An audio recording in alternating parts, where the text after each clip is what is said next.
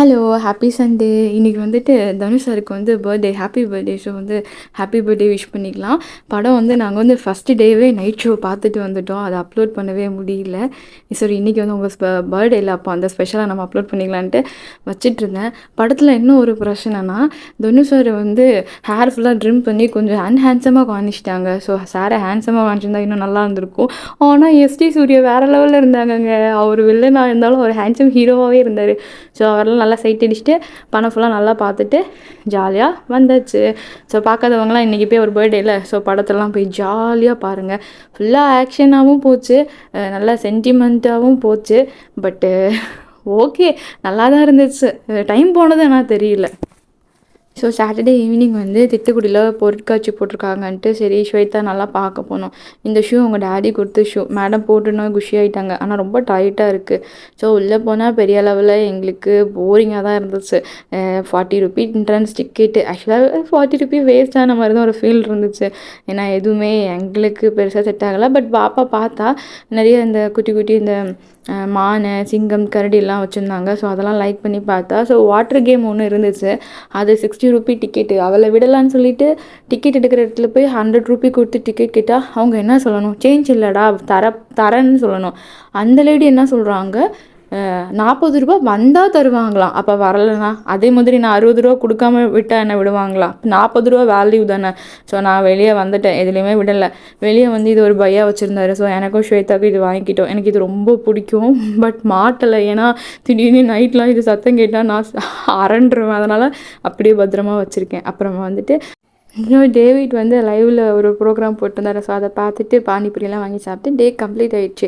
இது வந்து Sunday morning உள்ள வீடியோ. எனக்கு வந்து இன்றைக்கி ஒரு பிரியாணி, குட்டி, ரொம்ப குட்டி ஆர்டர், 2 பிரியாணி தான். ஓகே பண்ணலான்னு சொல்லிட்டு பண்ண ஸ்டார்ட் பண்ணியாச்சு. ஸோ வந்து ஹோல் கிராம் மசாலாலாம் போட்டுட்டு கொஞ்சம் முந்திரி பருப்பும் போட்டாச்சு. அதுக்கப்புறம் ஆனியன் போட்டுக்க வேண்டிதான்.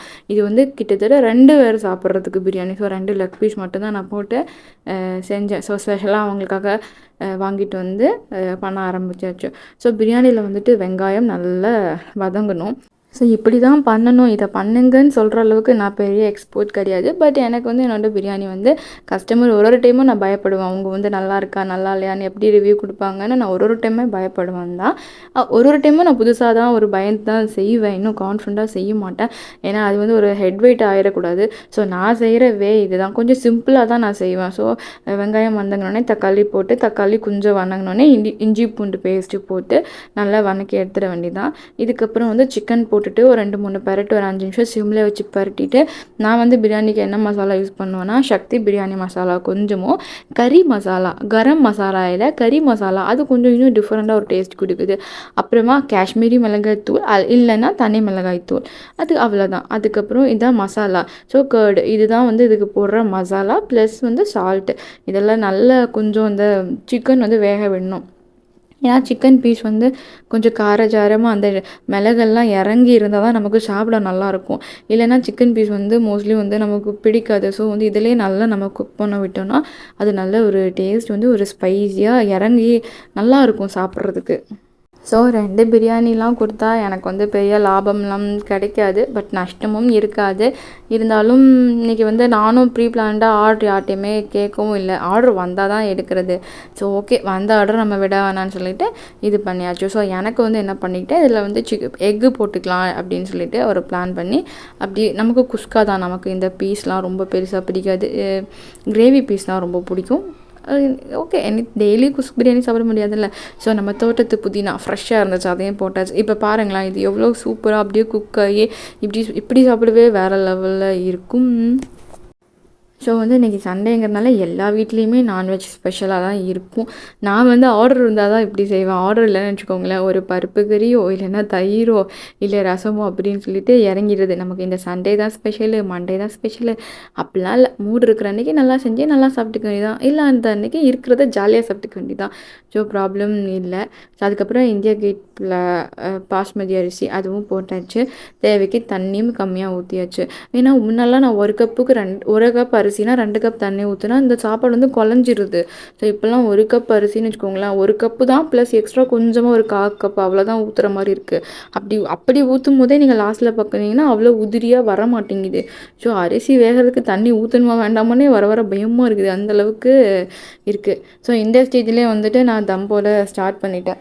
ஸோ எண்ணெயும் நெய் கொஞ்சம் ஊற்றி வச்சிடலாம் அப்படின்னு சொல்லிட்டு, அதுக்கப்புறம் எக்கும் இது வந்து என் தம்பி தான் எனக்கு சொல்லி கொடுத்தான். இந்த மாதிரி ஊற்றி வை, அப்போ நல்லா ஃப்ளேவர் கிடைக்கும்னு சொல்லிட்டு.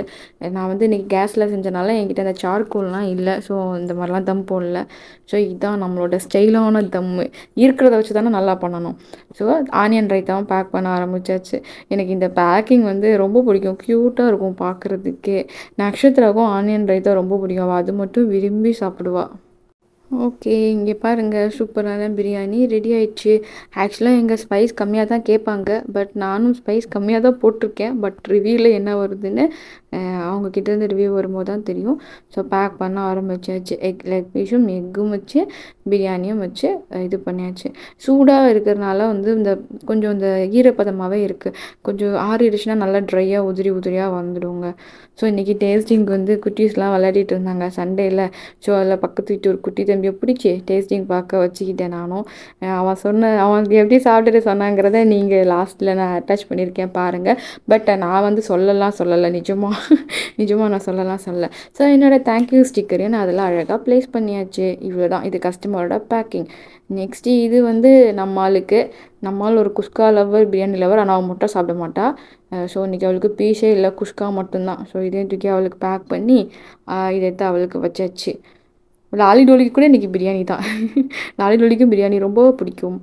ஸோ கவர் இல்லை, ஸோ அதனால் இதில் தூக்கி வச்சு டெலிவரி கொடுக்க ரெடி ஆகிடுச்சு. கஸ்டமருக்கு டெலிவரி கொடுத்து வந்துட்டு தான் அடுத்த வேலை. ஸோ தம்பி சொல்கிறத கேளுங்க. சுடுதா? ஊது.